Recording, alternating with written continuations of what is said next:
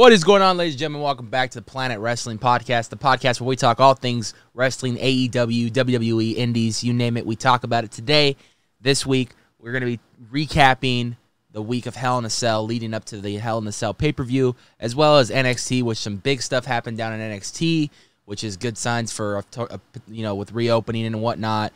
Also, we're going to be talking some AEW, so stay tuned because we got a lot to go. We're going to kick things off with the beginning of last week, Monday Night Raw, man. It was an interesting week, to say the least. A lot of big setup for Hell in a Cell going forward. So who wants to kick it off, man? Who's gonna kick it off? I gotta kick it off. Well, for starters, let's talk a little bit about what the card was for Hell in a Cell. It was a pretty good card. We had Owens versus Zayn, which it was a really good match in my opinion. I thought they like I said, you could put them in a match together and they'll carry themselves. Cesaro versus Rollins. We had Bianca Belair versus Bayley. We had Charlotte Flair versus Rhea Ripley. We had Drew McIntyre versus Lashley. Am I missing anyone? Oh, Natalya versus Mandy Rose, which was the pre-show, I think. That was a pre-show. I'll look up the card real quick. But nonetheless, for the most part, it was not too bad pay-per-view. I feel like it was I feel like the show felt kind of short. Not it fell short, but it felt like, as far as time-wise, it felt short.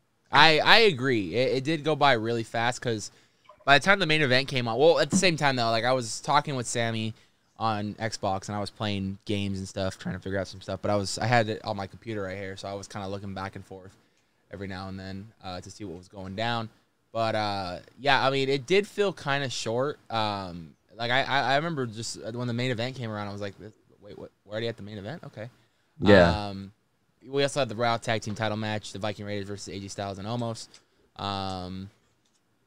And, yeah, that was really the full card right there. But, nonetheless, a good pay-per-view, except that main event. Yeah.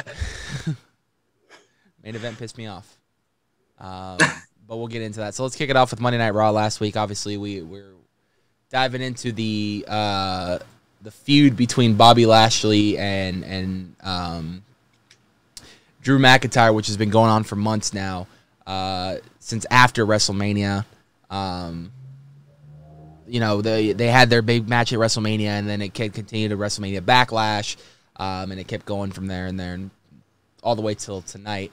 It is interesting to see because the stipulation, obviously, for that match was if McIntyre lost, it was no more championship match for him as long as Bobby Lashley is champion. They're going to move on and keep going. But it was interesting to see the way it ended last night, obviously, with that whole kind of stipulation added. If you guys didn't watch last night they had a Hell in a Cell match, Lashley versus McIntyre for the WWE Championship. And it was meant for Drew to have no distractions on the outside from anybody coming in. He can have Lashley to himself, locked into this cage. However, MVP found ways around that, putting his cane through the fucking cell, Kendo 6 blocking him, even at one point finally getting into the fucking cell. And I knew from there the match was going to go Lashley's way, which it did. Lashley rolled him up with the quick pin 1, 2, 3, which I thought was a shitty ending to a great match. What do you guys think? Well, with someone like Lashley, yeah, I mean, that any roll up when it's somebody who you're building to be this like unstoppable, like kind of like the Brock Lesnar's, the powerhouses where they're not relying so much on their wiles. They're badass. They walk the walk. They talk the talk. I wasn't able. That was one of the matches that I wasn't able to see live. But I watched the highlights, and I mean, it was a good match up until that. And it's one of those weird things where I understand why they did it because it doesn't make either guy look. It doesn't make Drew look weak. It doesn't really make Lashley look weak, but at the same time, it's like they could have done something else and had him look better. I agree, kind of. So as far as like the match overall was good, I liked it. I have an issue with the roll up just because I feel like there was another match that had a roll up in it, and I'm okay with like surprise roll ups. I think they're cool. I think once in a while, they work. And I like the setup that they were doing as far as Lashley and McIntyre, everything that was going on. I enjoyed MVP's his antics outside as far as him trying to interfere and eventually getting inside the Hell in a Cell. I really like what Lashley did with the kendo sticks as far as like barring Drew up against the cell and all that. I thought that was really cool. The ending, again, kind of with you guys, I'm disappointed. I do, but here's the thing. I do think I understand that they were trying to, like, with MVP coming in and, interfering, it makes, kind of gives Drew like an out, but I still think it makes him look a little weak. And that's kind of like, I don't like it. Lashley's obviously a heel. So, I mean, you could do anything with him and it's like, oh, he's a heel, he's cheating. So, it's what he does. He's got MVP out there, but I didn't think they made McIntyre at the end of the part of this match. I didn't think they made McIntyre look strong enough for him to take an L that way. And so that's kind of the part that upset me, I guess. It's just like I said, I get roll-ups. I like them in certain situations because they're surprising. I even went back and looked, and I could kind of see the camera didn't show it. I think maybe if they would have shown it, it might have helped a little more. But it looked like Lashley was pulling the tights, and that's typically a heel tactic where they do the roll up and grab the tights, and that kind of gives them a little bit of leverage. It looked like Lashley was doing something like that, but again, the camera didn't pick it up to where you could visually see it. For me watching it at home, so it didn't help Drew McIntyre. So the match overall was a good match except for the ending. So I'm with you guys in the ending. I just think it made McIntyre look a little weak in my opinion. Well, looking going forward now for this feud, obviously, with that ending that it had, with MVP grabbing the ankles, kind of distracting him before he got to hit the Claymore, and then Lashley rolling him up for the win. Looking forward to this feud. I mean, if you kind of look back at McIntyre's championship reign, even to when he lost it, it goes back almost a whole year. Actually, it does go back a whole year, a year and a half almost. He won the championship against Lesnar. Was it Lesnar? It was Lesnar, right? Yeah, it was. Yeah. It was Lesnar back at the last year's WrestleMania. Right. Yeah. And he won it. Was title for champion for a whole entire year, and lost it to Lashley at this past year's WrestleMania. And then even after WrestleMania, he had this, opportunity title. So the question, asking from this after last night's match, are we going to get a rematch because it didn't end fairly? Are we going to get, does he have to start from scratch from the bottom and work his way back up? Is he going to get pushed down to like smaller title pictures like United States Championship, or are we going to see him in the Money in the Bank ladder match coming up to try to get that briefcase so he can cash in? What's going to happen from here on out? My guess would be Money in the Bank. I think that's how they're going to get around putting him in that title picture, but not really putting him in the title picture. Yeah, it doesn't break he can't have a title shot because it's not a normal title shot. Yeah, you can cash it anytime, anywhere. And he can also hold on to it for a year. A year. Yeah. So they could have him, and usually they don't have him hold on to it for a full year. Talking about this guy right here. My guess would be a few months down the line, if they put him in Money in the Bank, he's probably going to win unless they go for a huge swerve and are bumping him down a little bit. And then he takes Money in the Bank a few months down the line, cashes it in, whether it's Lashley or someone else. And then he's back in the picture. I think that's probably what they're gonna do as far as like you're saying, get around that whole like a title shot kind of thing. I would personally, and I think it would be, I guess, I don't know, cool or whatever, if they just kept the feud going. But obviously, McIntyre can't challenge for the title, but maybe he helped someone else beat Lashley. So he can get the title shot off of them. Like, hey, I'm gonna help you, I'm gonna train you, or whatever the case may be. Like him kind of do something with someone else to beat Lashley, and then there goes that whole you can't fight for the title as long as Lashley has it. So, but I think Money in the Bank is more realistic because it's not a regular title shot, and like you said, he can cash it in whenever he wants. Yeah, I mean, I was thinking last night because I know a lot. We've been talking a lot lately of. For example, Randy Orton and Matt Riddle, obviously the pro training the rookie to come up and kind of do that. And I was thinking a little bit about that with MVP and Lashley, but at the same time, they've been in the business for about the same time, even in their early WWE days. I mean, they've both been in the business, so it's not really one of those scenarios. I think it's more of the scenario of a kind of a Paul Heyman and Lesnar scenario where MVP's really good on the mic, and he just kind of helps push Lashley more as like that Paul Heyman type character, because if you notice a lot of the times they do promos, Lashley will come on and talk a little bit, but it's mostly MVP who does a lot of the talking. Yeah. So well, I there's two ways that it's gonna go. It's either the Money in the Bank route or like Rob said, where they get around it by having him help somebody else beat Lashley. Now, thinking about it, another way they could go, because they keep bringing up the friendship with Sheamus and the rivalry with Sheamus, is maybe they have him get into the picture and take on Lashley, take the title from Lashley with Drew's help, whether he wants it or not. And then that rivalry becomes for the title instead of just a rivalry that they kind of just leave kind of floating there.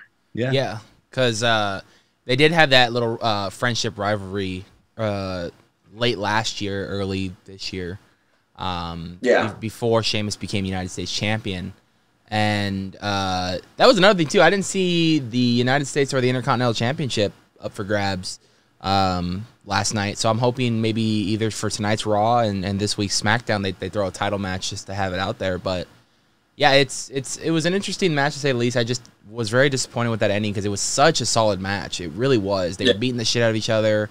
They were putting each other through tables. They were hitting each other with chairs, kendo sticks, using the cage, everything. Everything you would want in a Hell in a Cell, it was being idolized and used. And just for it to end like that, it was kind of a disappointing match. But another really... Oh, go ahead. No, I was just saying, it's not the worst ending to Hell in a Cell they've had, but it's far from the best. Right. Yeah. The Charlotte Flair Rhea Ripley match, though, that was another interesting one. For me, and I could be wrong here, but it kind of made it out to maybe Rhea Ripley heel turn, potentially. Yeah. That's what I'm seeing. That's what I got from it. Yeah. Because I remember talking to Sami about that last night, and he was like, probably not, but I've been watching wrestling for some time now, and you can tell when they're going to do a heel turn, especially when a match ends like the way it ended. But, I mean, Rhea Ripley, Charlotte Flair, two very good competitors. I'm hoping Charlotte Flair has had so many title matches over the past couple years she's been in WWE. So I'm hoping someone else gets it, but I can see this rivalry potentially going to SummerSlam. I'm thinking that maybe they're going to keep this rivalry going to SummerSlam because Becky Lynch has been at the Performance Center training for her comeback. She's coming. I think I can honestly say she either makes... Okay, let's predict this now. I'm thinking either she makes a return at Money in the Bank, performs in the Money in the Bank ladder match, and wins the Money in the Bank ladder match, or comes back before SummerSlam to set up a triple threat main event. I mean, she's definitely going to come back before SummerSlam. I don't see that not happening. Yeah, I mean, But yeah, if anyone knows, I mean, obviously Becky Lynch. If they want to do a big, I think we're a little like bit if they want to do a big moment, right. they'll do it at Money in the Bank. Yeah, I mean, anybody who doesn't know, Becky Lynch has been out since last year's Money in the Bank. Actually, that was when she left the night after Money in the Bank, and she was pregnant. She had her kid, her and Seth Rollins, and she's been out ever since on leave just to kind of be there for the first couple months of her kid. And it's looking like, I thought for sure she would have came back the Raw after Mania, because that's usually when a lot of the surprise big returns come back. But I could see her now coming back before SummerSlam, because that's the second biggest pay-per-view of the year. So they can also do like a because they've done it before with other like Money in the Bank kind of matches. Is they can do like not all the slots are filled. This is a surprise, surprise entry, or they did that with Lesnar, and that was yeah. Don't even get me started with that Money in the Bank. I was like, how you gonna come in at like the end of the fucking match and then just hit an F5 and fucking climb up and grab? That's just stupid to me. Well, they could do it like that, but except just better with Becky. Yeah, I mean, I'll be honest. I actually, as much as I talk shit about Lesnar and everything, I was kind of hoping he was going to come in at the main event and just kind of spice things up a little bit. But he didn't. So I don't know when he'll come back. I'm thinking either before SummerSlam 2, maybe. Time for him to come back and do another run with WWE, and then take some more time off.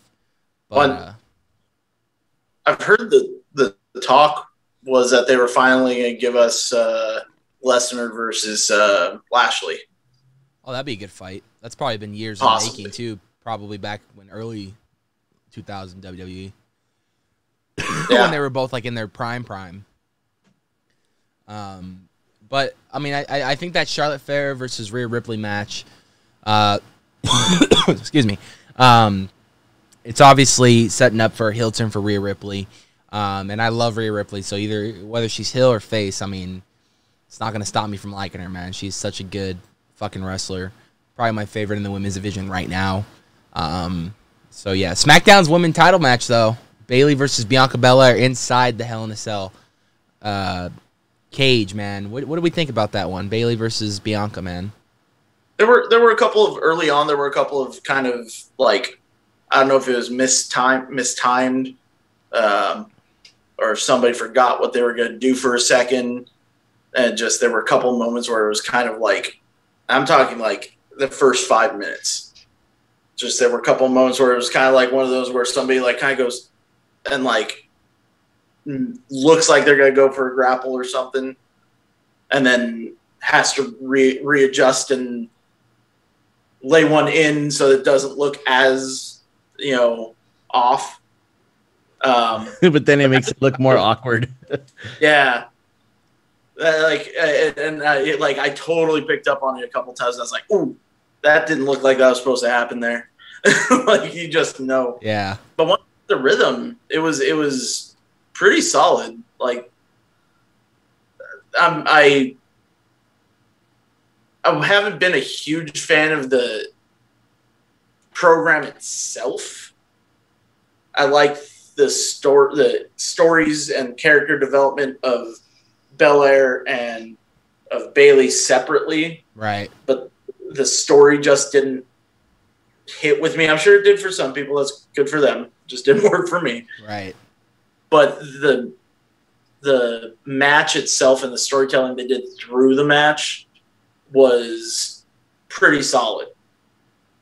Yeah, I've noticed. I noticed a couple. Like you said, the first 5 minutes, it looked like they were trying to find their groove, I guess. And a couple spots looked a little awkward, but overall, also I'm not a huge fan of their storyline as far as how they are wrestling together. How they ended up together, but in the ring, I think they did a good job. I like what Bayley was doing as far as like tying her hair up to everything and using that to advance. I thought that was kind of creative and really cool. Something new. Yeah. We haven't really seen it done too much before. People grab her hair and stuff, but As far as the way Bayley was like tying it to the chair and tying it to the ropes, I was like, okay, I like what they're doing. I think I'm not a huge fan of Bayley as far as like her change. I am a huge fan of Bayley as far as a wrestler. I think she does a really good job in. And Bianca, I think overall she's a really good wrestler. I like her character. I like where they're going with her. I like giving her her push and stuff. So I think together in the ring, like Rampage was saying, together in the ring, I think they told their story really well. Yeah.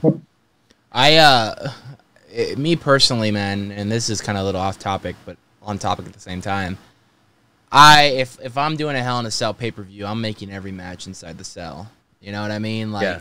It only makes sense, man. I mean, the pay-per-view's called Hell in a Cell, and for only to have the beginning and the last match to be Hell in a Cell, like, I don't even care, dude. I think it'd be a lot better if every match was in Hell in a Cell. Well, I feel like they didn't the last. Well, I don't know about last year, but like I think 2019 there were more.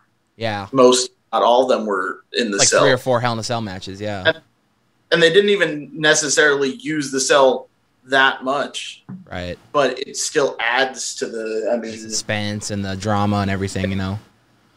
Because like obviously with the pay-per-view like Elimination Chamber, I get it. 2 matches, perfect, because that's a different type of match, you know. It's one by one, kind of like the Rumble where it's kind of randomized as who's coming in and everything. But with Hell in a Cell, I mean, it's a whole different structure, and you can easily just throw it down and have matches inside of it. So yeah, let's talk about the Mandy Rose versus Natalya one, because me and Sami early on, or actually towards the end of the match, we saw a funny ass botch happen where she tried to roll her up for the sharpshooter, and it didn't work out the first time, so she had to redo it again. And I was just dying when we saw that, but she ended up getting the victory against Mandy Rose via submission in the sharpshooter. So that was kind of, I mean, I think me and Sami a lot were talking about, like, if you're gonna have these two fight on a pay-per-view, why not just make it a tag team title match? Yeah, I mean, it would have made more sense in my opinion, especially with their feud going on, wanting the titles clearly. They should have just easily made this an opening tag team title match, and that would have, I think, been a little bit better match in my opinion. I didn't even realize it was going to be on the card, so I didn't even bother with the pre-show. Yeah, like I don't understand when they. That's one of the times that, like, it doesn't even make me upset. I just don't understand why you would put one of your. I mean, at least they gave one of the title holders the win, right? But it's like, why even waste a title holder in a non-title match? You know, their tag team title holder, especially, put them in a singles match on the, especially because you had both teams come out. Both of them, all members came out. So it's like, you guys, 2 of them are sitting ringside, 2 of them are in the ring fighting. Just make it a title match. Yeah. That's what pay-per-views are for. I don't know. I mean, I feel like any pay-per-view, the majority of the titles, if not all the titles, should be defended. And especially if you're going to have one half of the tag team champs in a match, but all of them out there, like it. And then to me, and it's not like to nitpick or anything, but it just kind of, I feel like it doesn't show the respect. Putting on the pre-show doesn't show the respect that a title holder kind of deserves. Even if you made it the very first match on the show, like at least it's on the main show and not the pre-show.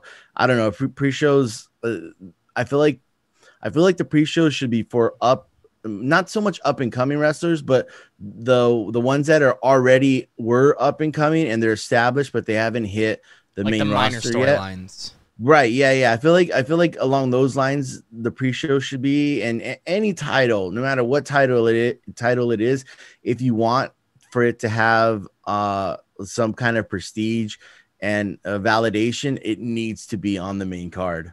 Yeah, I agree. I mean, I that was the thing me and Sami took out of that, is like, why not just make it a tag team title match? You have the tag team titles right there.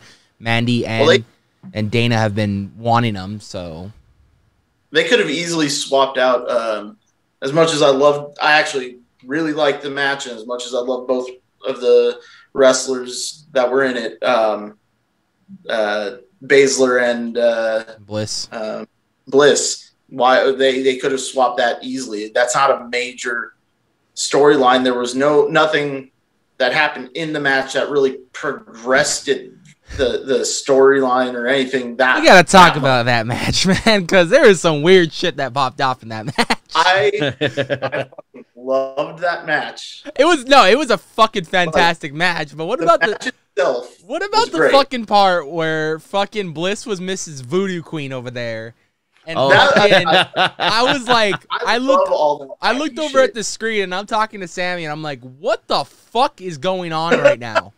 Like, what? She like fucking mind fucked the shit out of her, then fucking what?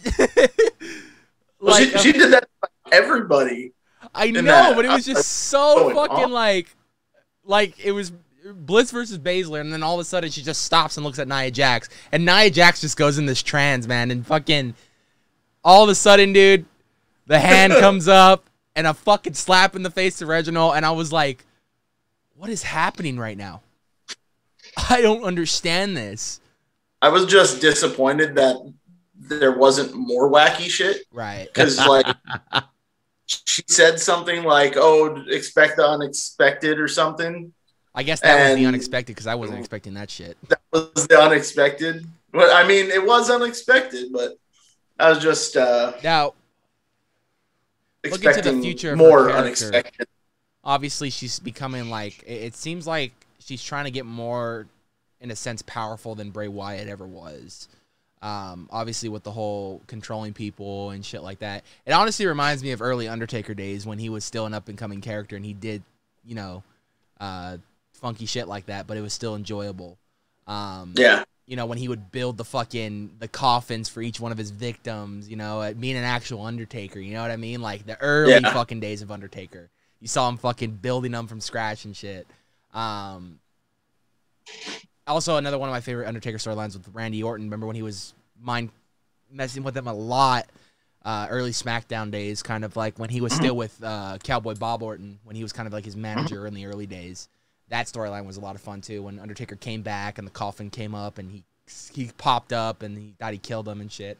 But looking at the future of Bliss, man, are we gonna see her trying to rise to a certain power where the Fiend's gonna have to come back and then kind of dethrone her and just say, you remember where you got your shit from? Like, I'm the originator, you know what I mean? Like, is it gonna be one of those kind of scenarios? Are we gonna see the Fiend come back anytime soon? I've heard that he's supposed to be coming back sooner than later. Probably before SummerSlam, maybe. Set up something probably big for before SummerSlam. I think we're going to hear, like, rumblings before SummerSlam. I think it's going to be, it's going to be a good story setup. Something with him and Bliss, it has to be for a SummerSlam. I think if he's going to return by SummerSlam, they're probably going to do what they've been doing a good job with him with it. Yeah. Is waiting for when he's been gone for any reason, having him come back at the big shows. Like, you know, I mean, even things like Hell in a Cell, Money in the Bank, they wait till the right moment. They don't overexpose the Fiend. Right. So there might be like things like the puppets or something, like things, they're just little pieces. Little nods. Yeah. And then at SummerSlam, they have him actually return. Right. I mean, it's gonna have to involve Bliss. I can't imagine they wouldn't, just because, like we talked about before, it's unresolved. Right. So I just don't know how they're gonna do it. Are they gonna do it that way? I guess we're gonna probably see by Money in the Bank. Is my guess. If she's already got this back and forth with Baszler and their little crew. Is she gonna have someone? Because it makes more sense if she like takes someone under her control, since she's showing these like mind control power things, to get someone under her control, under her power, and that be the catalyst for the Fiend returning. Right. That all makes sense. With these kind of, I think I guess the lack of a better word, these extravagant storylines as far as it's just hard to predict where they're going to go with them because, we still have the unresolved issues with the Fiend, and it's like they have to be resolved somehow, but WWE is kind of known for not resolving their issues once in a while.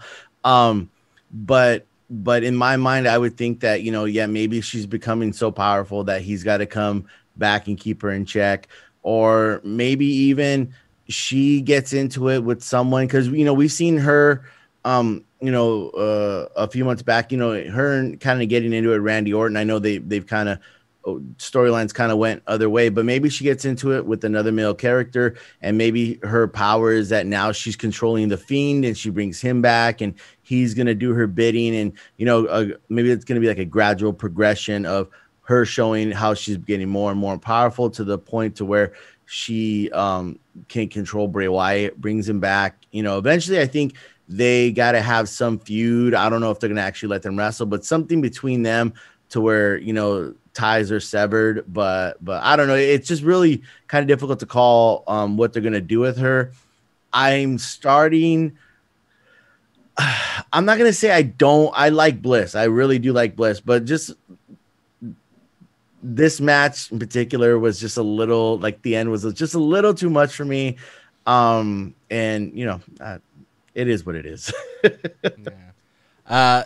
Going into the pay-per-view even more in depth, obviously we had the returning Cesaro versus Seth Rollins, a feud that's been going on since, I believe, even after WrestleMania Backlash around that time.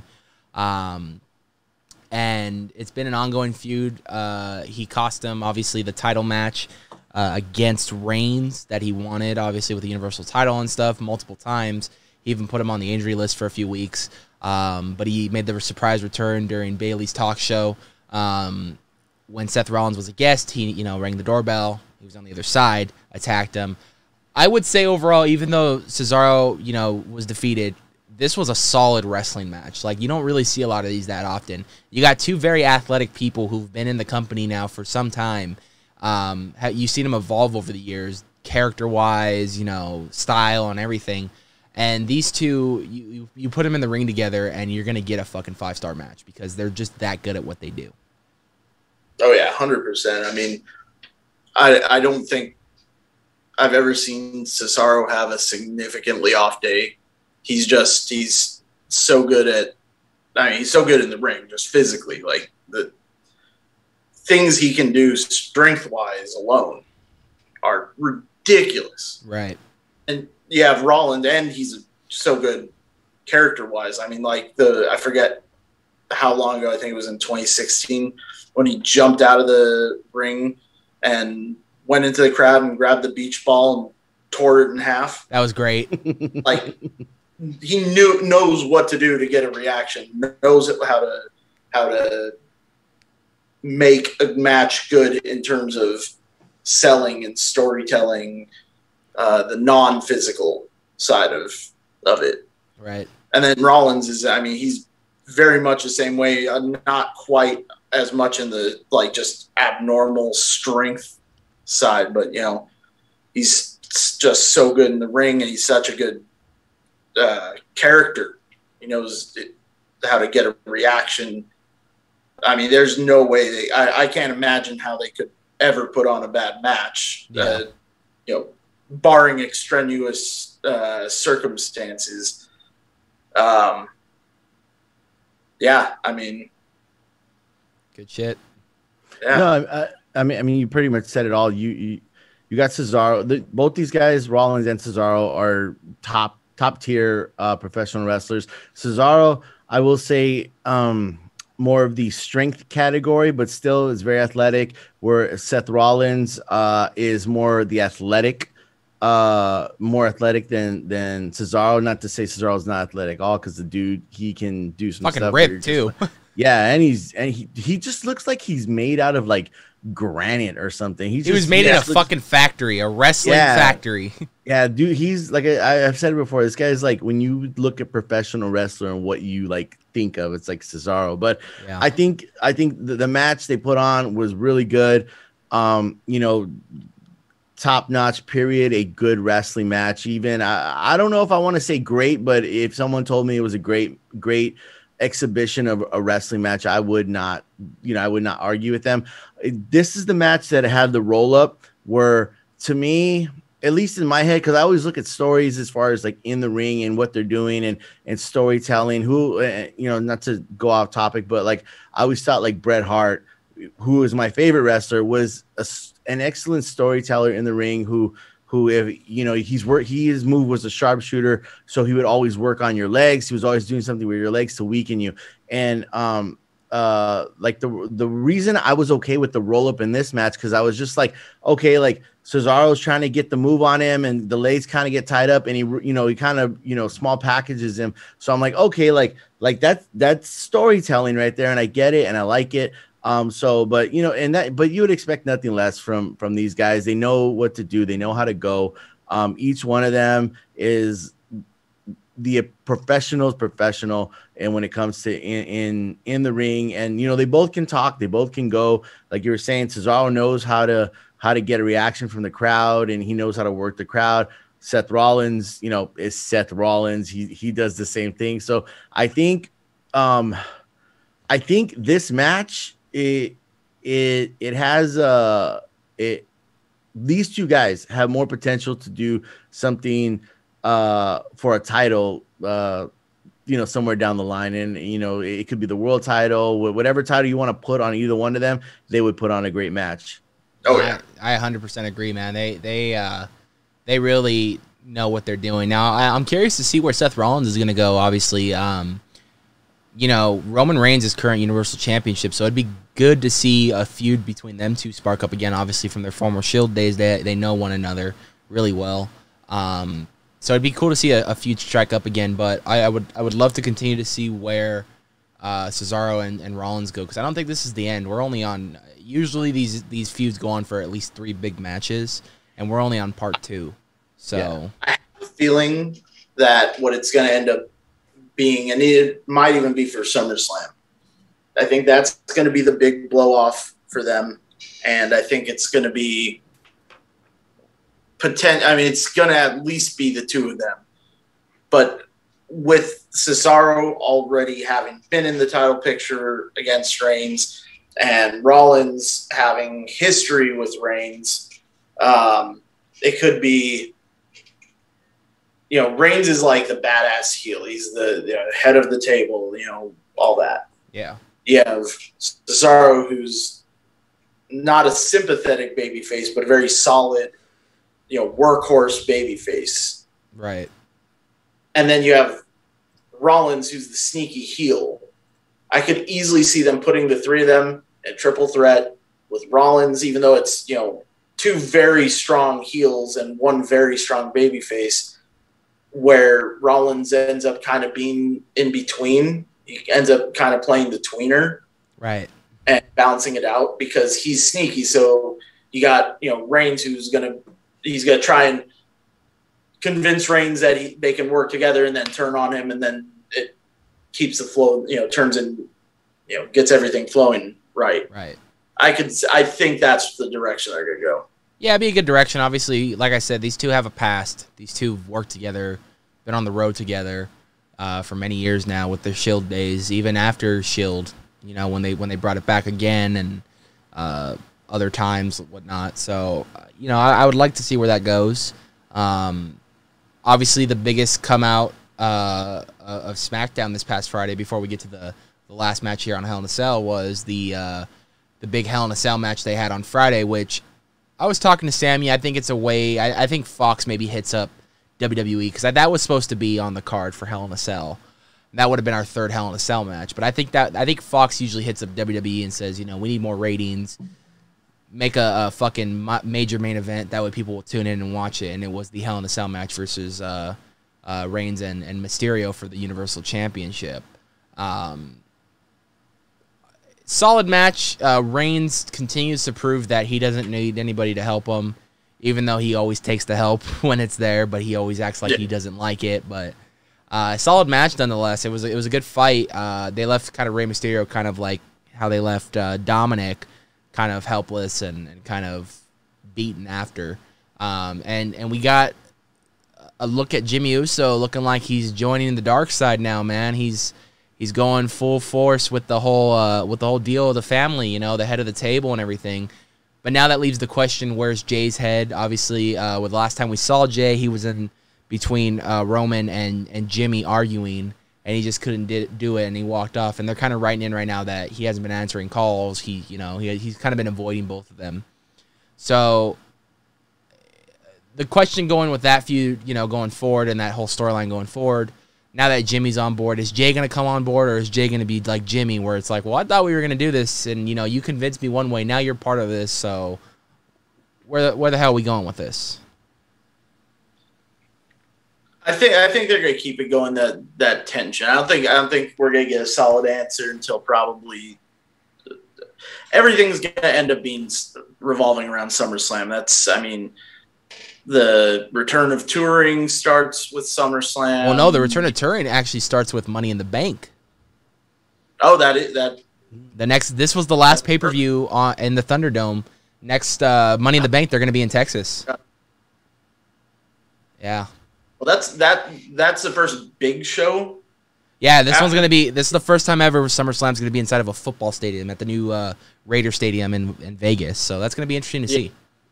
So I think all the answers to every blow off, to every feud, all that stuff, that's all going to come either close to SummerSlam or at SummerSlam. I think SummerSlam, I don't want to overlook Money in the Bank, but Money in the Bank tends to be focused around the Money in the Bank. Right. So, and that usually, you have your main title matches, obviously, but that usually tells you what the heat's going to look like for said champions because of the Money in the Bank briefcase. Exactly.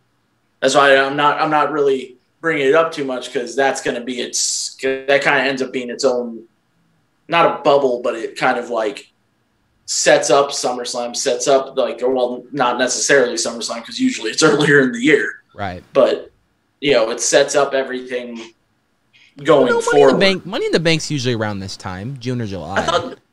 Is it? I thought Hell in a Cell was the one that was confusing, because Hell in a Cell is usually in October. Oh, yeah, that's right. Yeah. Money in the Bank's usually around this time. But yeah, so that I think that the whole family thing, all the issues with the Usos and with Reigns and Heyman and all that, I think we're gonna get a more definitive answer between the two of them. It might even end up at Money in the Bank being Jimmy versus Jay, and kind of setting up for where it's going to go. Now, before I let you talk, Rahul, do you think with the talks of potentially, because I've been hearing a lot of talks lately, Sami's been hearing a lot of stuff lately, that Lesnar is set to do a return pretty soon. Do you think if that does happen, will we get a new Reigns versus Lesnar feud where it looked like Lesnar might be the more face in this time, where Reigns will be the heel because of the whole Paul Heyman situation? I could see that. And that would boost up SmackDown's ratings as well, because Lesnar obviously being that name of who he is, and for the Universal title, I could see a good feud. Obviously, we're seeing Reigns kind of in that Lesnar's position right now, where he only wrestles for so often. He represents as champion, cuts his promos, but he's kind of in that situation right now. So you think we will eventually see a Reigns versus Lesnar fight, and it would be because of Paul Heyman? I think it's going to be one of those, if they go down that route, which makes sense. It does. It's a logical next step to take. I think it's going to be one of those few cases where it's like neither is really the face, but neither is really the heel. Right. Because people just naturally hate Lesnar, whether it's justified or not. Right. A lot of people hate Lesnar for the right reasons. A lot of people hate Lesnar for what, in my opinion, are the wrong reasons. But you also have Reigns, who's in kind of the same position, even though now he's getting the proper kind of heat.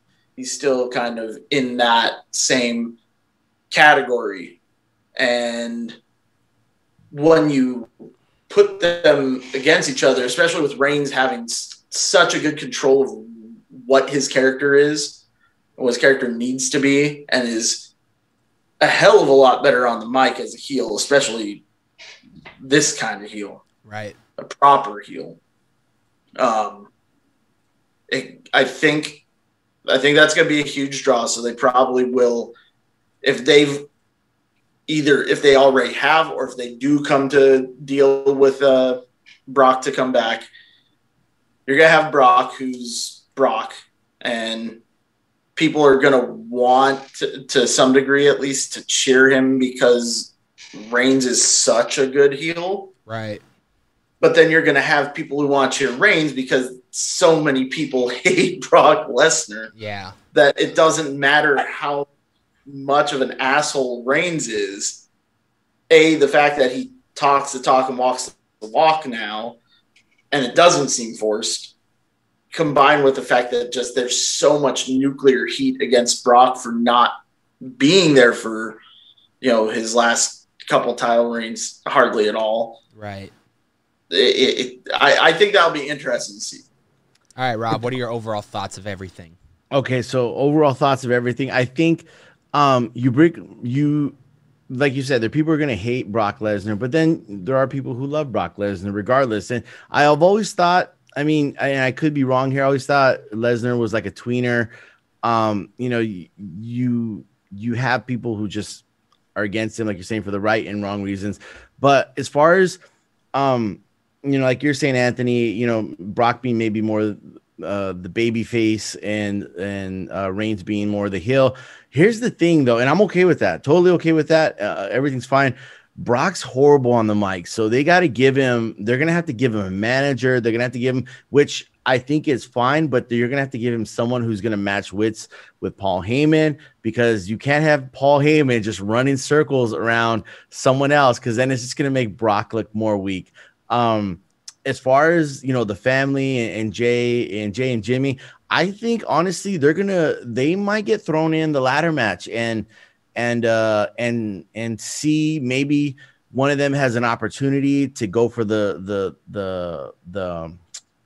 case and the other one doesn't let them, or maybe it helps them. And I think we're going to get more of a direction of where that storyline is going to go come Money in the Bank. So you're thinking it's going to look more like an inside job where Jimmy's playing along, but eventually he's going to probably win that Money in the Bank or something, and probably lead to a or maybe not even win the Money in the Bank, but something to where one of them costs the other one the shot at it, and someone else, because I feel like the Money in the Bank is a good way to get, maybe like how we talked earlier with McIntyre, like to get him in the title picture, and that little the caveat of him not being able to fight for the title right now.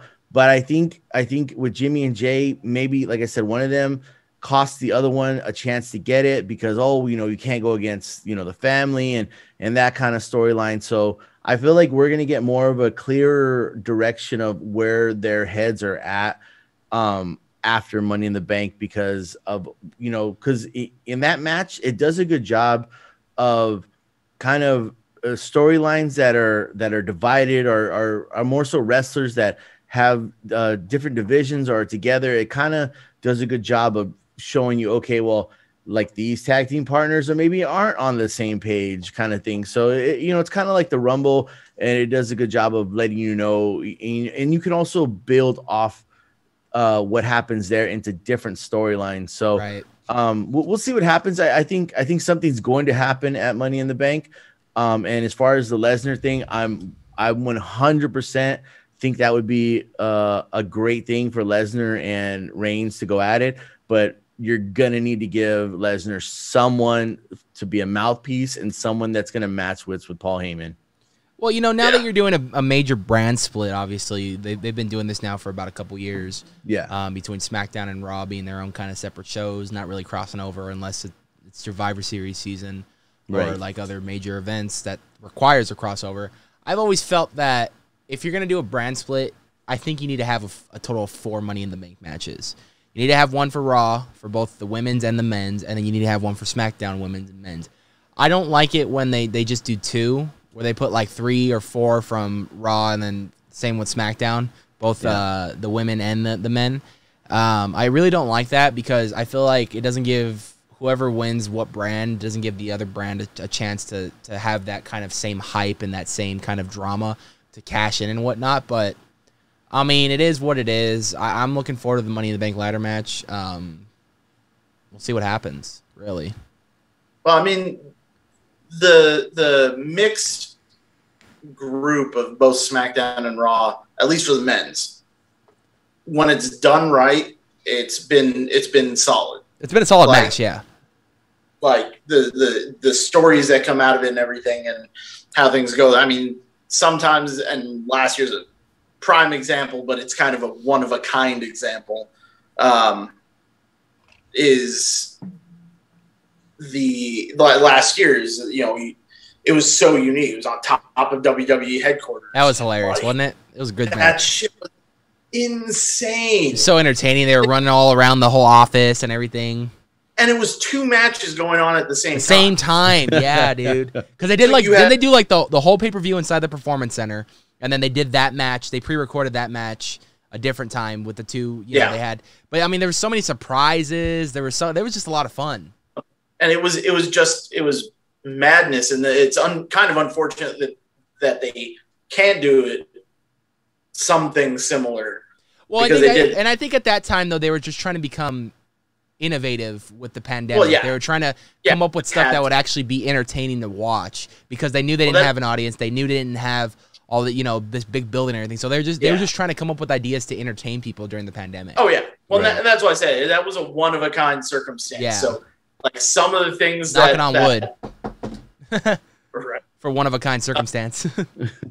Like some of the things that came out of that or some of the moments that they couldn't really capitalize. And you could tell that they got ignored. Like if you were watching it, like if you're a serious fan like us, like you're like we're just gonna ignore that fucking Rey Mysterio just got thrown off the building. Like all about that. Like you can make him go blind. You can have Seth Rollins take his eye, but you can't even touch on him getting thrown off the fucking building. Yeah. Like what? It's like a 10-story building or something too.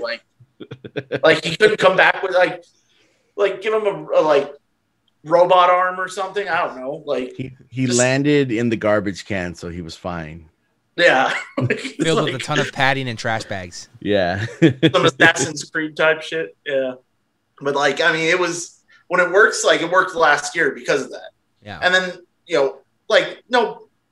Otis was great for a shock win, but did anybody really think he was going to hold it that long? Like, he's talented. I knew the minute they started setting up that Miz feud, I was like, oh, they're going to snap it away from him. That's kind of fucked up because he can have a good push, you know what I mean? And if they would honestly, if he would have been the Otis that he is now, where he's a more serious, I think the push with the Money in the Bank and the title would have been better for him. And I think there's still time for that. I think he's showing that he can be taken seriously. They need to give him the tag team title run for a little bit to see how him and Chad Gable do as serious champions, and then maybe have that go on for a few months, split him up, and then have him do a solo career for the smaller titles and work his way up to see what he can do. Yeah, I could definitely see that. But and that's that worked out for what it was. Right. The previous couple of years, it was kind of hit or miss, but that's kind of always been how the Money in the Bank ladder matches always have been. Because when you have 8 to 10 people in a match, it's like trying to book that the right way. I mean, we've had great ones and we've had not so great ones. Yeah, it's always a big. It's going to be interesting to see where this goes. I want to touch real quick on the last match for Hell in a Cell that we didn't talk about yet, which was Kevin Owens versus Sami Zayn. Obviously, me here on this podcast, we've been hyping that one up because we know they're really solid competitors. And obviously, we saw on SmackDown, Owens had the throat injury where he can barely talk and kind of gotten the throat messed up. So he wasn't 100% going into this match, which was obviously commentated and really made well known going into this match. But he gave it his all. He really did. And they had a really solid fight. But Sami Zayn did end up defeating Kevin Owens, which I think is the start of another feud between the two since NXT. This feud goes as far back to WrestleMania this past year with the whole Logan Paul thing, which I don't think is still off the table. I think they're going to bring... I can predict right now that they'll bring Logan Paul in for SummerSlam, and we'll see some sort of a match. Maybe him and Zayn versus Owens and a partner of his choosing. It'd be hilarious if it was Jake Paul. Just brother versus brother, and it's kind of the same way with Owens and Zayn, brother versus brother. So it'd be really hilarious, but that's just me. If I was booking the match, that's what I would do, because that would get ratings, for not only wrestling fans, but the Paul brothers have a big following too, so people that don't even watch wrestling will tune in just to watch this match. And that will boost them up in ratings and whatnot. But obviously we saw what Paul can do in the ring, not only with this past fight with Mayweather, which wasn't the best, but we saw what he can do. We seen him sell moves pretty good. He sold that stunner really well. And I remember Rampage, you were giving him a ton of praise for that as he sold it. Yeah.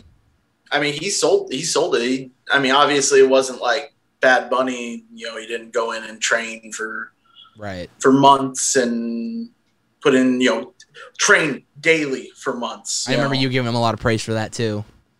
Yeah, Bad Bunny, I don't care what anybody has, feelings wise about his music or about any of his shit outside of the ring. You got to give credit where credit is due, even if you hate someone. And and I think that's what we were talking about, because I don't listen to his music. I'm not a fan of that music, but I will give it to him when it came down to wrestling. Guy fucking proved it, man. The guy proved that he's not just some celebrity, that he actually took his training serious and fucking killed it at WrestleMania. Yeah, and Logan Paul, he didn't train or anything, but he took the stunner, he sold the stunner. I know he went on his podcast and was like, "No, it was legit. That shit really hurt," kind of thing. And I was like, maybe you landed wrong, but if anyone did that right, it wouldn't hurt nobody. But you know what? Even so, good on him for keeping up kayfabe. Whether it's he recognizes it as kayfabe or he's just trying to entertain his audience, that's what it comes down to. So credit to him. Yeah. Or even just him saying that, it still hurt, even just giving Owens some credit there, you're saying, with kayfabe, just being well, he really did it really good, and it did hurt me. So to get in the ring and to take a bump when you're not a professional wrestler, more power to you. I applaud you that you're doing something that not a lot of people who aren't professional wrestlers would do. And then, Bad Bunny to train and stuff. And I think, was it Logan? Who? It was Logan, right? I always get the brothers confused. Yeah. He obviously he trains. So still, he didn't have to train as much, for his WrestleMania to go in there and get stunnered by Owen. But still, you can tell when celebrities, whoever's from the outside world come in, you can tell people who are just I'm a celebrity, I'm here. And you can tell people who have respect for the wrestlers and respect what they do. And both of them, in my opinion, have respect for the business. And so, applause for that and applause for going in there and taking the bump. Let's be real, though. The one who sells the stunner the best is The Rock. And he's come out in interviews and podcasts saying he would purposely over dramatic it just for the hell of it, just to see how much he could top the next one. Well, he was trying to pop Austin and the boys in the back. Yeah, and it just became his thing. Yeah, it became like a thing. Kept trying to top the last one. Yeah, the best stunner sell, hands down, is Scott Hall at WrestleMania 18. Yeah, because when he popped, he went almost 6 feet in the air. Yeah. He just went flying back. that is the craziest, for something so normal, that is the craziest bump. It's hilarious, dude, when people sell the stunner, man. And I always see how people can sell it. I think for a while, Ziggler was selling it pretty good, too. He was doing that whole Rock gimmick where he was just going everywhere and shit. It's always the best. But Ziggler, speaking of Ziggler, I mean, he hasn't been on TV for some time, but he is a great seller with moves, dude. He goes above and beyond to sell on purpose, which is great. But I think it was a overall good week for Raw and SmackDown leading up to Hell in a Cell. Some solid matches, some not so solid endings, but nonetheless, most of the card was interesting and it was good. Let's move on to NXT now, because NXT was a surprise this week. Big surprises. For one, they're back full audience again in person. No more screens, no more nothing. They had done a little bit of a limited audience, but now they have full audience back again, which was so nice to see. Obviously, WWE major, with Raw and SmackDown, that's coming in July. They have a few more weeks of Thunder. And by the way, Hell in a Cell was the final pay-per-view in the Thunderdome. So thank you. I want to just give a special shout-out to WWE for even thinking of an idea of the Thunderdome, just to kind of keep fans involved with wrestling, even during the pandemic. This was a brilliant idea, and they always have a fallback planning. Knocking on wood, in case this were to ever happen again, they have this plan to fall back on to keep wrestlers safe and to include the audience somewhat. So that was a brilliant idea with WWE with the Thunderdome. It won major awards for live television, pandemic, with sports entertainment and just sports in general. So shout out to them. That was awesome. But NXT returned full capacity with an audience, and I have to say it felt fucking amazing to hear natural reactions again. No more sound effects like this was all that. But I think the biggest shocker of that night was the return of Samoa Joe, who we had read was laid off or cut off from WWE a few weeks back. He was part of that list of people who got laid off. But and this is where it kind of confused me. So I'm assuming this is all Triple H. Triple H probably brought him back because he likes Joe, and Joe had an amazing run in NXT. That's what I've heard. Yeah, and so does that mean Raw, SmackDown, and then NXT, they have separate budgets? Like, it's all in the same world, but is there separate things? Because he was let go from WWE television as a commentator, obviously. He was doing that. But that was Raw and SmackDown. So, I mean, he's back on NXT. So, like, is there separate? Is it separate, or what's going on there? From what I understand, the way it works is, I mean, anything WWE ultimately still goes, has to filter through up to the top, and Vince and the board, all the, board signs off on it and everything. Right. But when they started changing the direction of developmental to be NXT, and they still have like their loose affiliates and things like Progress that they own, but are their own entity that they kind of use to cherry pick and kind of developmental light. Right. When they changed their actual developmental Florida Championship Wrestling to be NXT and changed, got rid of the whole game show thing. Vince basically, it became Triple H's. That's he owns, so that's his thing then. He is Vince, fully in charge. Yeah, Vince oversees everything of NXT, and then Triple H runs NXT though. Like, he's like, this is my show. Like, I can bring in the people I want, the people I don't want. And Raw and SmackDown are your show. That's what you control. But Vince oversees it all. But then Triple H is pretty much like the Vince over at NXT. Yeah, that's what it boils down to. And Triple H also, has all the vets that he's got at the Performance Center now. Right. So he's the Vince, and then everybody there is kind of because he's got him. He's got Sean there as a producer. He's got Road Dogg as a producer. All of his buddies pretty much are producers, which I'm not. No complaints here because they're running a fucking great show. Right. Oh yeah, I mean, they're doing a great job, and I think it's a mix of Vince trusts Triple H because of how good a job he was doing in the company before they turned it into NXT. Right. So when they started shifting into that direction, he basically said, as the results were positive, it's mostly hands off. He just, any major thing, I'm sure he had to sign off on Samoa Joe. Right. Things like that, I'm sure got final say. But I think most of it's just like Triple H, says the direction they're going, and Vince is just like, okay, like, yeah, because I mean, we all know here that after Vince is long gone or retired, whatever comes first. And I know it's kind of fucked up to say, but the guy's getting up there in age. Let's be honest. Like, I don't wish anything bad on Vince. Vince single-handedly turned WWE to what it is today, and credit's due where credit's deserved. I mean, I love Vince. I love his character, and the shit he does behind the scenes compared to the character who he is on TV is two completely different people. But we all know, when Vince comes to the end of his run over at WWE as the main head boss, it's going to Stephanie, Triple H, and Shane. They'll run things how they run it. So Triple H obviously can run.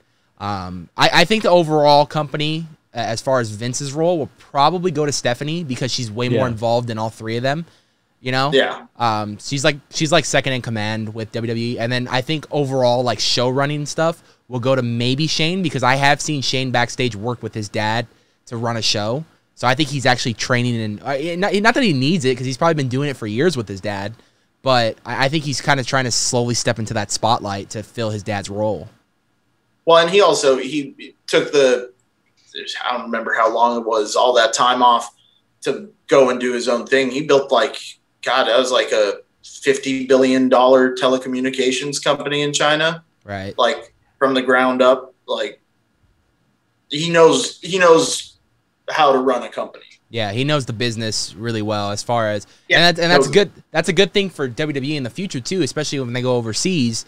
They have that platforming network to work with, overseas. So that's a big plus on Shane. I think that was probably his goal, to try to get more overseas relationships than they have just in the States, because obviously in overseas they'll pay a fuck ton of money to see WWE. We've seen it with the Saudi Arabia shows. We've seen it with the Australia shows. Like, overseas fans will sell out an arena. Oh, yeah. So, but, I mean, having Triple H bring back Samoa Joe was a big, big shocker. Obviously, we see William Regal kind of set it up as to, like, he wanted him to be the new GM because he's not fit to do the job anymore. But then Samoa Joe comes up with a compromise saying, I really appreciate it. And he goes, I've gave you a lot of hell while I was here, but I have respected you no matter what. He goes, so essentially, he's essentially his bodyguard. He's going to make sure shit goes and stays in the direction it's supposed to go. He's going to put people in check if he has to. But the only demand clause is he cannot put his hands on someone unless provoked. Which, we all know Samoa Joe is a hothead, and that's not a bad thing. But we got that proven this past week when Adam Cole shoved him, and he put him in the... What does he call it? Coquina clutch. Yeah. Coquina when he put him in the clutch and knocked freaking Adam Cole out, I thought that was hilarious to see. Okay, we can see where his direction's going in this company. Yeah, well, it's good for him too, because I know that he's the reason they moved him to commentary was because of injuries. I think they were concussion related injuries specifically. But it doesn't entirely close the door. In fact, it really keeps the possibility always there, at least, from a fan perspective of him actually wrestling again, like proper wrestling again. Whether that's possible or not medically, I don't know. I'm not his doctor, but it keeps him in the fight. That's a good thing. Yeah, it keeps him forefront in terms of his character, but it also keeps him forefront in the sense of it's unpredictable. It could, especially to more casual fans, he could actually just wrestle. That possibility will be in their mind. Yeah, which is a good thing for the show.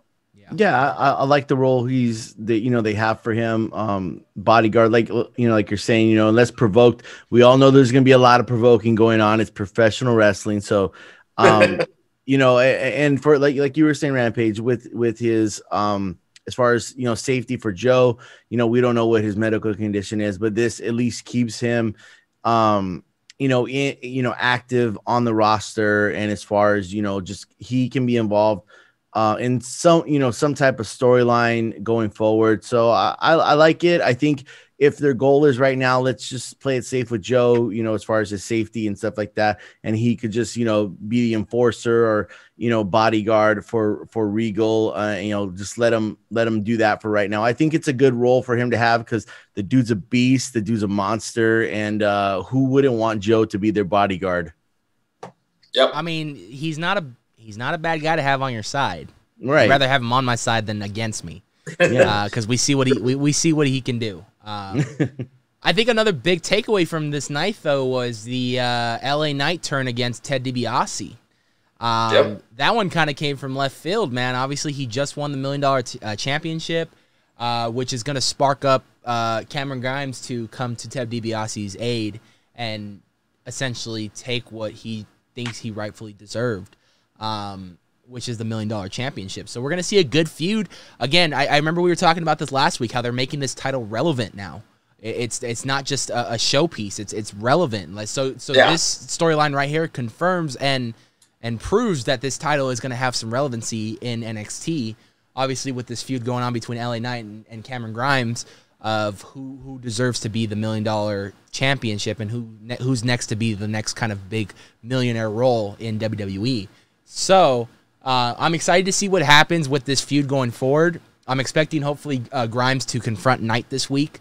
I don't think we'll see DiBiase on WWE television for quite maybe a few weeks to give him a little time to kind of like the whole recovery and whatnot. But glad to see DiBiase can still sell at his age. You know what I mean? It's usually it gets tougher when you get older. So, well, he's had I think both hips replaced. Yeah. Too. He had a fair. That's why at the end of his original run in WWE, he was just managing his body was just starting to give out. It always scares me when the older wrestlers take bumps or they got to take a hit. I'm just like, oh man. Especially remember that one when Batista came back and he did that whole thing with Ric Flair, and I'm just like. I know nothing really went on, but still, Rick had didn't he have a heart attack at one point and almost fucking died or something bad was wrong with his health where he was in the hospital for a little bit and he had I think it was was it a heart attack? I think it was a heart attack. Yeah, it was, and then he got back when after the heart attack he started working out and kind of keeping his body healthy so he can maintain it for the rest of his life. That always makes me cringe when they have the older wrestlers. And I'm not saying I'm saying older like Flair and DiBiase. Yeah. When they take bumps, I'm just like, oh, hold on. Don't give out now. Then again, I don't know about you, but after seeing Mae Young and all the Dudley Boys and the Dudley Boys and all that, slamming through a table, dude. If Mae Young can do it, then you can do it. Right? Everybody can do it, right? There've been a few spots where I'm like, ooh, I don't know about that. So it was a great week in WWE. I think NXT was probably my favorite this week, hands down with the whole Samoa Joe and the DiBiase feud. I've been really paying attention to that DiBiase feud because I'm a huge $1 Million Man fan from back in the day when I just loved his gimmick. It's a great gimmick. I like that they're setting LA Knight up to kind of be classic, a new version of classic DiBiase. Ted DiBiase. Yeah. But then you've got Cameron Grimes, who's kind of got the millionaire thing, but in a face more sympathetic, right. Everyday guy kind of. Yeah. I like that. It's very much two sides of the same coin, with Ted DiBiase being right in the middle. Yeah. I'm excited to see where that feud goes this week. Let's see what happens. It's going to be a fun one. Let's switch over to AEW now, man. This was a big week. Brock Anderson made his in-ring debut with Cody Rhodes as part of the Nightmare family. I think that was huge, man. I mean, to see this legacy of the Andersons continue with, you know, Arn Anderson, now Brock Anderson. I'm excited to see where this kid's future is going to go. From what I heard, it was a really solid match, and the guy can move in ring really good. So I'm excited to see what pushes they give him, where his future lands in AEW. Obviously, AEW is no short of booking when they need to book right. They make sure everyone gets a spotlight some way or another, whether it be the main show that's televised or AEW Dark or even pay-per-view. And even soon, we're going to get AEW Rampage. So August 13th, man, I'm counting. There's so many things happening on my birthday. I couldn't be more excited for it, dude, honestly. You got a new AEW wrestling show. You got movies coming out, the weekend of Midsummer Scream. Like, I couldn't be more happier about it. Like, it's going to be a good weekend. But good stuff. One thing I want to talk about, too, is the Hardy family. Now, that's been an ongoing feud in AEW right now. We're seeing Hardy as kind of like this manager bad guy position, which is something we rarely see, which I think is a position that's right for him right now, because every time he walks out to the ring, he looks like he can barely move. But it's interesting to see kind of Matt Hardy, obviously this veteran who's been part of the company, who's been in wrestling for pretty much all of his life, to kind of step up and take the indie guys and kind of guide them. We've been seeing a lot of that in wrestling lately, and they're really good storylines when you see the veterans guide the rookies to kind of be the next them in a way, or the first them, you know what I mean, to kind of put them where they need to be put in talent. What do you guys think about this whole Hardy family situation? Obviously, he's been feuding a lot with Christian Cage, who's another veteran in the company too. So, I mean, I've been enjoying this a lot. I haven't been following it that closely. Like specifically, I haven't been paying that much attention, but right. I watched this week, and the dynamic between Christian Cage, like Christian Cage really he's really selling it well. Like it feels genuine. Like, by the way, let me cut you off for a second. Yeah. Let's talk about how fucking good. It's like Christian Cage never left. Yeah. He looks and he's performing at it.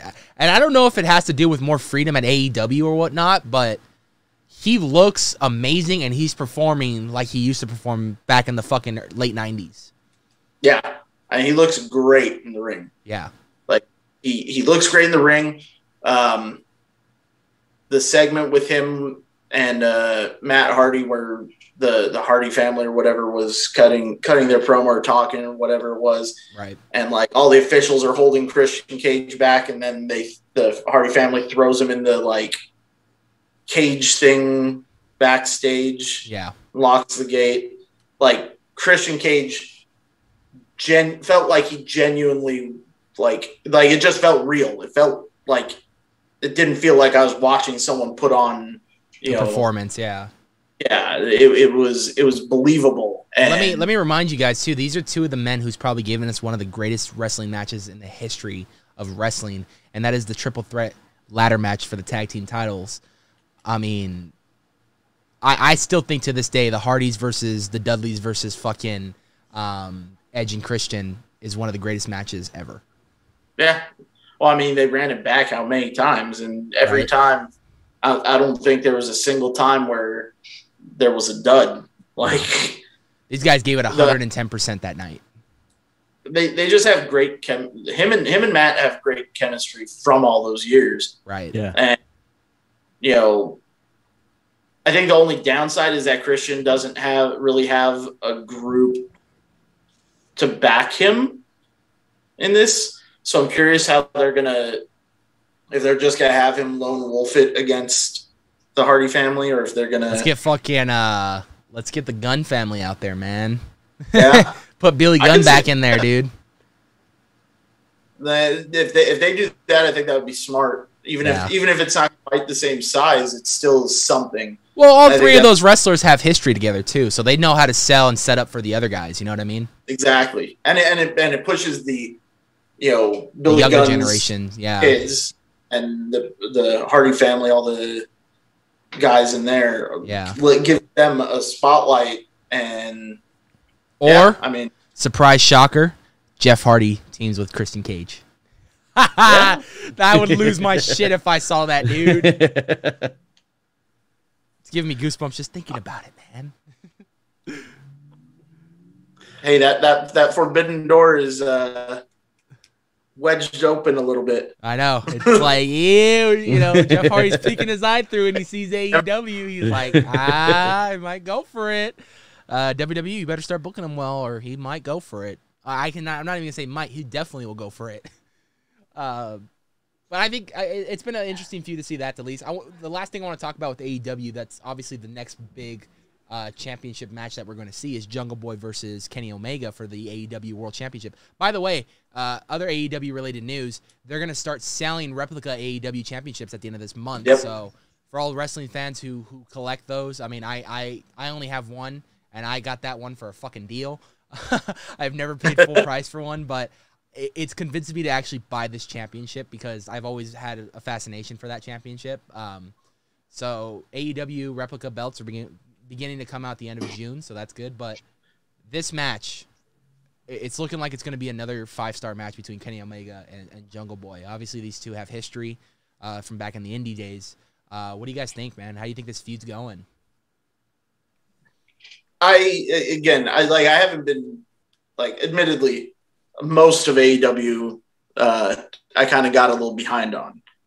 I've been watching little bits on YouTube, especially when I hear stuff. I've been mostly reading the results and stuff until I see something that catches my eye. I was like, okay, this is going to be interesting. I didn't really watch too much before the last couple weeks when we've been recording this podcast. But I like Jungle Boy, and I watched this week. I did watch this week, and I love Kenny Omega. Heel, face, whatever. I love Just Kenny a Omega. Fucking talented wrestler. So he's such a good wrestler, and his like promo style, especially as a heel, is kind of forced. It's kind of. But I think that's why they gave him whatchamacallit, though. That's why they gave him a manager. Yeah, that's why they gave him Don Callis, and which is great. He's a great manager. Great on the mic too. I mean, he always has. He really knows how to sell a show. Yeah. Well, he's a great manager, and he's a great commentator. So it's like no matter what he does, it's good to have him around. And I mean, he's just been in the business so long and been part of so many different companies, so many different things that, I mean, he's adding a ton to all of everything that's going on, especially with having the relationship with Impact and the relationship with NJPW. Like, it's added so many different layers, and he's added so many. You can see his influence just on these feuds surrounding the elite, as it were. You know, the Bucks and Omega and Anderson and Gallows. I even not having been watching it super close, I'm pretty hyped based on this week alone. Pretty hype on this match. I mean, Jungle Boy can fly with the best of them, and he surprised me when Kenny Omega and Don Callis pull up on their like golf cart thing as Jungle Boy's about to be interviewed. Jungle Boy actually, like, he did not come off badly. Like, you know, he's been mostly silent for at least, you know, most of his AEW run. Right. But he actually, like, he talked competently. I mean, was he the best? Not necessarily, but he was solid. And I think that with the in-ring action is going to carry this. Well, I think they're doing a good job as far as making us Jungle Boy is obviously the underdog, and I think they're playing into that. And in that, I feel like it's a strength because sometimes when you make someone the underdog so much, it almost you get a sense of the chance like they might win, and that would be a shocker to everyone if Jungle Boy beat Kenny Omega. I mean, Kenny Omega, the name itself, you know what you're getting. And I'm not saying, Jungle Boy is any slouch at all. I think you put these two guys together, and like you're saying, Rampage again, Jungle Boy can fly, and he's gonna do whatever it takes to put on a great match. Something in me says he might win this. I don't know what, but I just feel like something in me says that. I can explain further to that, actually.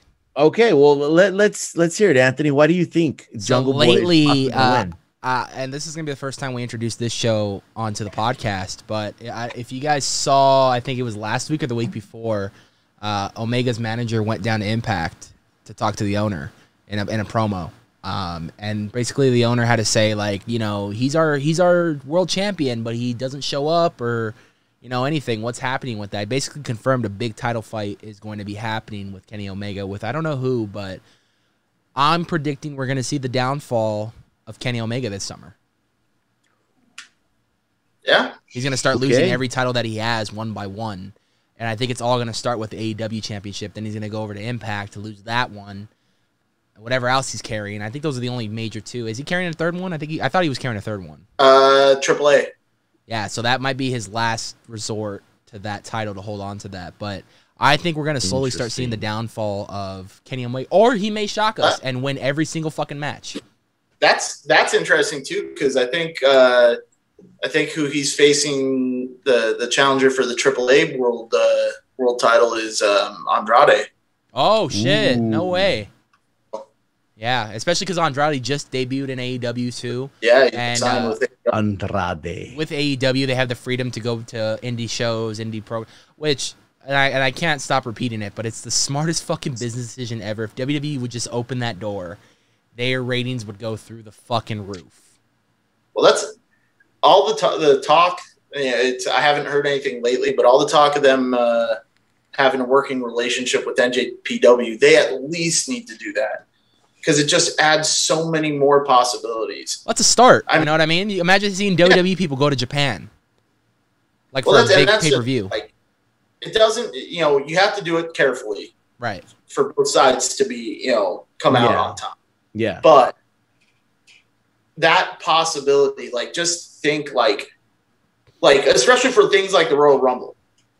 Let's say that they get a working relationship. Can you imagine fucking Kofi and Will Ospreay in the Rumble?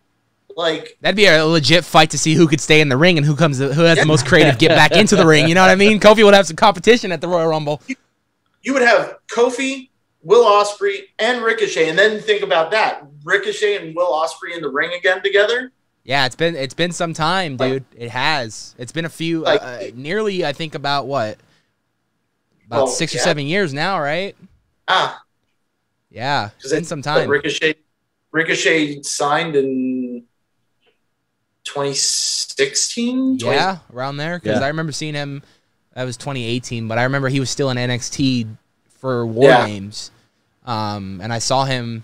So that was a good fight. But yeah, I mean the possibilities are endless with WWE and this New Japan deal. I mean, I really hope rumors are true and they get something going because AEW is killing it with the cross-platforming. Their wrestlers can practically go anywhere, really, but WWE. But a lot of them who came from WWE don't really want to go back. So their wrestlers have the freedom to go anywhere, to fight any title they want, to carry any... They can bring a fucking New Japan title onto AEW TV and promote that. You know what I mean? So, it's a great way to promote everyone. It's a great way to have the fans. You get to see dream matchups you've only ever thought of come to reality. I never thought I was going to see Chris Jericho versus fucking Kenny Omega. And that fucking finally, when that happened, I was like, holy shit, these two are great in the ring. Why didn't this happen sooner? So it's just the dream matchups, the fucking storylines. You can easily have another fucking Monday Night War again. You know what I mean? Something like that. If you wanted to. Yeah. So, I mean, it's safe to say AEW is killing the game right now. And we continue to tune in every week, whether it's on YouTube, through social media, because they do post clips on their social media all the time. That's why I watch a lot of my AEWs on social media, on Instagram. Or even if you watch it live on TV, on TNT. So I'm continuing to tune in every week. I'm keeping up with major storylines. even the not so major ones, they still have, like I said, they showcase the wrestlers so well where each week the ones you don't see on TV will come on and they rotate. Even with AEW Dark, which is an online YouTube show, I mean, it's really fucking amazing what they're doing. They're trying to give everyone a chance because their roster is so fucking loaded with a lot of talent right now. So as far as indie events go, I'm gonna swap it a little bit now. I know the biggest one coming up as of this recording this weekend is Compton Mania, and I believe Rob, are you going to be attending that one? I'm like 90% sure to attend. Yeah, I was going to attend, but I got another podcast I got to film at that time. I'm just filled with so many podcasts. Literally, like fucking everyone that I know now calls me the podcast guy, so I've just come to accept that. But I'm going to be recording a podcast with Sami here in studio around the time that starts at 3. But the main event for that, for the new title that they're introducing at Compton Mania, is the Ghetto Gauntlet. So that is going to be interesting. I can't wait to hear if Rob does attend. Can't wait to hear his thoughts about the Ghetto Gauntlet. He can maybe give us a little more details as to what that actually is. But I'm just assuming it's a battle royale, just maybe more extreme. I don't know. I mean, so we'll see what happens. But Rampage, I know you want to share some sad news that happened this week in the indie scene to a pretty well-known name in the indie scene, at least in SoCal. Probably even worldwide. Maybe a lot of people who follow the indie scene know who this person is, but go ahead and share the tough news that we had to hear before we went on air today. Yeah, I don't know what promotion was. I think it might have been OCCW.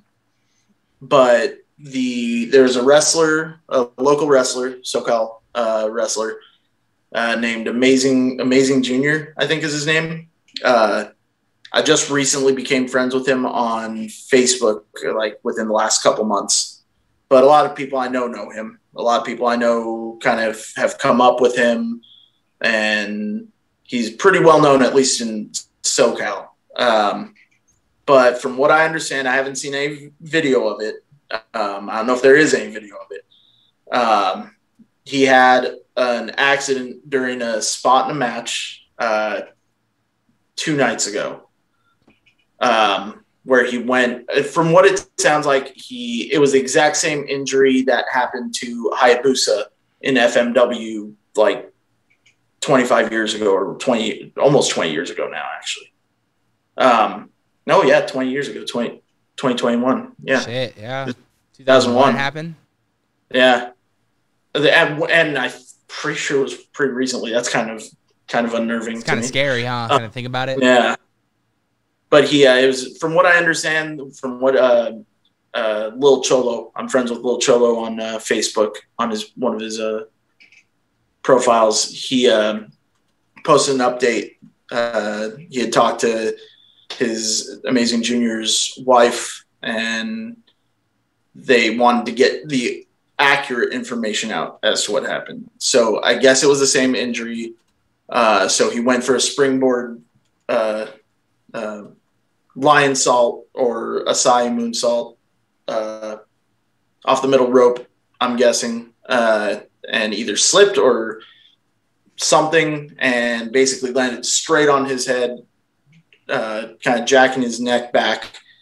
And he walked out of the thing that surprised me is that he walked out of the arena on his own power. That's a good sign, at least. Helped. He was able to walk. That was a good sign, at least. That is very hopeful sign. But I guess he had internal bleeding that they were able to stop, and they did a bunch of tests. And it was 4 fractures, and then it was 3 fractures after they did some more tests, and then they did some more tests, and it as of Lil Cholo's live that he did, it was 2 fractures in his neck, and they had stopped the bleeding.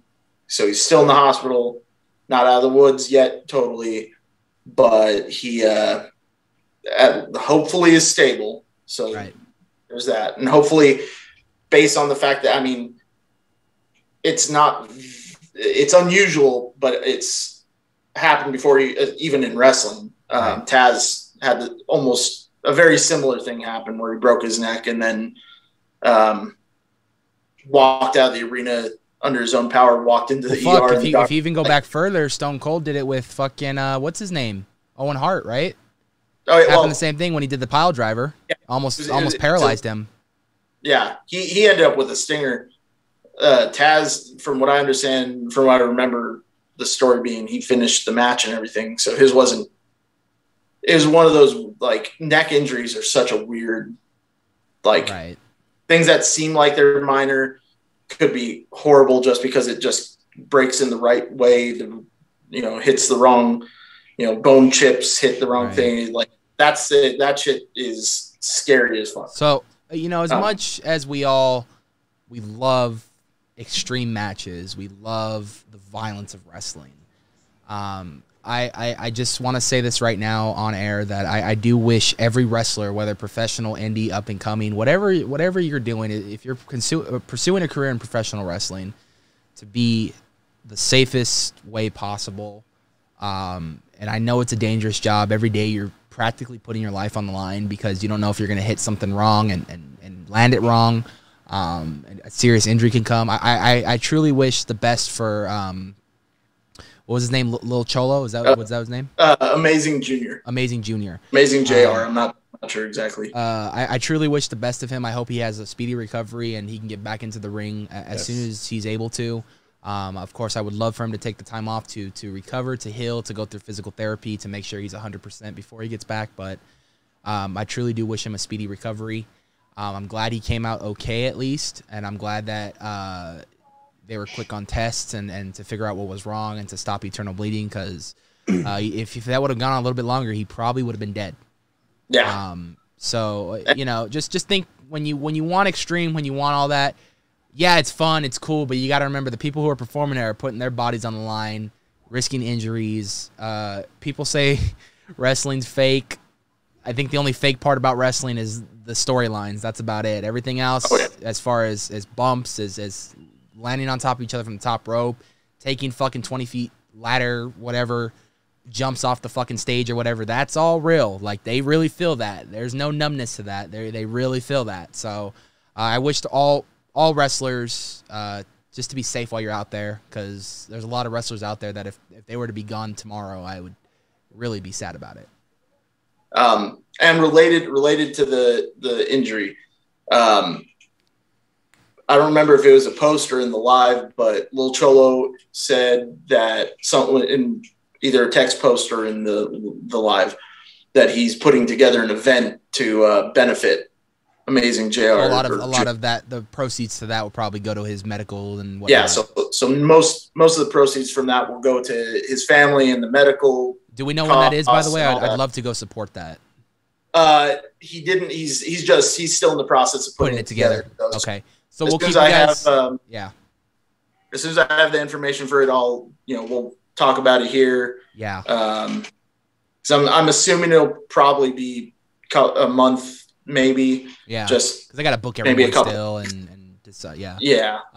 But we'll keep you guys posted on that. We'll probably, more than likely, all three of us will probably be attending that to show our support and to enjoy some fucking wrestling because we love wrestling. Yep. So, obviously we'll mostly be going to show our support any way we can because it does suck, especially these guys who are coming up in the indies and whatnot. They're trying, they want to pursue this as a full-time career, and when they take an injury that serious early on in their career, not even making it to like where they want to go, it could honestly sometimes lead to career-ending injuries, which no one likes to see at all. If you look at the past in WWE of all the people who were forced to retire due to injury, I mean Edge, but obviously he came back.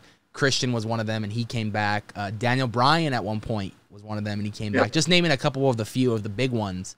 So career-threatening injuries are scary, and we wish him a speedy recovery. We will keep you guys informed on that event if you guys want to go and show your support for local wrestling and to donate and whatnot. I think it's a great cause to help him out with medical bills and to get him back to 100%. So, I mean, another great show, guys. A lot of interesting stuff happening in the wrestling world. You got one more thing? Is that what you said? No. Okay. A lot of interesting stuff this week in the wrestling world. Stories progressing. The next big thing for WWE is leading up to Money in the Bank and SummerSlam. So we're going to be keeping an eye closely on that. AEW is leading up to their next pay-per-view right now. Obviously, the biggest one we're seeing right now that's being heavily promoted, obviously, is Jungle Boy versus Kenny Omega will be probably the main event of that pay-per-view. So we'll keep you guys up to date with that. And anything indie wrestling that's local in our area, we'll keep you guys up to date with that as we go to more shows, as we find out about more shows. I think the next one, like I said, Rob's going to be potentially attending the Compton Mania for the Ghetto Gauntlet, because I got to hear about this Ghetto Gauntlet. Like, it's been driving me nuts ever since I read about it. So I gotta find out what this match is, man. I wish I could be there in person to see it. But nonetheless, thank you guys for watching another episode of Planet Wrestling Podcast. If you guys did enjoy the show, make sure to follow us on whatever streaming platform you're listening to audio-wise, would it be Spotify, Apple Podcasts, Google Podcasts, whatever it may be. Please hit that follow button. It assures us that you guys enjoy what we have to say about wrestling. And subscribe to the Howling Hour right now to get your weekly dose of Planet Wrestling on top of various other amazing content Rob decides to put up on the channel. So with all that being said, we hope you guys enjoyed today's episode, and we'll see you guys next week.